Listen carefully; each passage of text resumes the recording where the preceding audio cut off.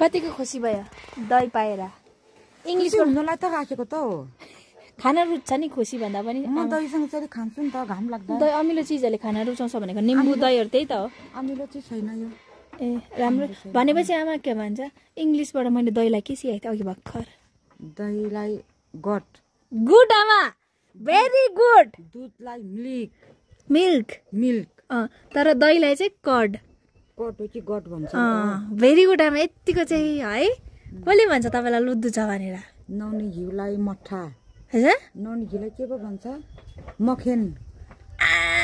मखेनबाट Hindi English हो मक्खन चोर चाहिँ हिन्दीबाट भन्छ भेरी गुड घी भन्छ इंग्लिशबाट त लो लो लो लो अब तपाईलाई कसले भन्छ लुद्दु भनेर म लुद्दु छु त बेसेको हुन्छ त म आफै सम्झिन्छु अनि बिस्तारै बिस्तारै बुझ्छ नि प्राङ्क भनेको तर अब हिजोको चाहिँ अलिकति कडा थियो के हैन लुद्दु भएर म हैन हैन यस्तो खालको लाग्छ तपाईको एजमा चाहिँ नि आमा तपाई 67 यानी कि 67 वर्ष पुगे तपाई सुन्नु एउटा भाषण सानो हानिदिन्छु हैन हैन म तपाईलाई बुझाउँछु 67 वर्षको जति पनि उमेरको आमाहरु छ नि अहिलेको जमानामा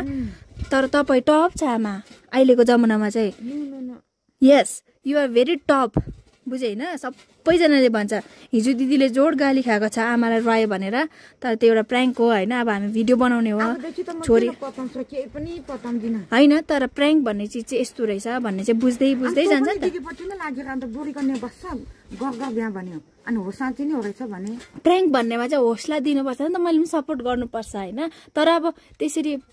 बुझ्नु पर्यो नि त अगाडि नै मैले तपाईलाई माथि नि हामी दुईजना कस्तो वार गरेको झगडा कस्तो कामको बिजी भेलौ काम तर पनि यहाँ सुन्नु यस्तो त तिरा त छैन हैन तर पनि तिरा पो हैन रुन्छ भनेर थाहा थिएन तर यस्तो है आमा छोरी चेली भनेको चाहिँ हुर्किँदै बढेको जान्छ बिहा गर्छ तर पनि त रोइहाल्नु भएन खुसीको कुरा पो त यता आफूले नाता नातिनी आफ्नो नानी छोरा छोरीहरू संसार बस्दै गरेको राम्रो हो हैन छोडेर जाँदाखेरि मन दुख्ला हुन्छ तर त्यसलाई चाहिँ आँसु झरेको राम्रो होइन भने ए गयो ढुक्कै भयो भन्ने पो हुन्छ त तर पनि गाइजहरुले चाहिँ नि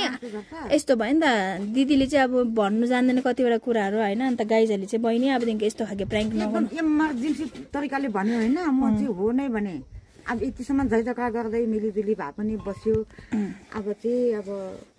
जाने नै रहेछ अब यति नै रहेछ भन्ने चाहिँ भइगयो मान्छेको मन भन्ने इमोसनल हुन्छ गाइजहरु तर यसो भन्न चाहन्छु हामी भिडियो बनाउनेहरु हो प्राङ्कहरु हुन्छ अलिअलि हैन तर हिजोको अलिकति वे पनि सायद नराम्रो थियो होला तर गाइजहरु हजुरहरुले नराम्रो नसोचिदिनुहोस् भनेर भन्छु हैन बिस्तारै बिस्तारै हाम्रो आमा त्यस्तो खालको फिल्डमा आउँदैछ हो कि हैन आमा हो यस थम्स अप भन्दैन लु बाइ बाइ भोक लाग्दैछ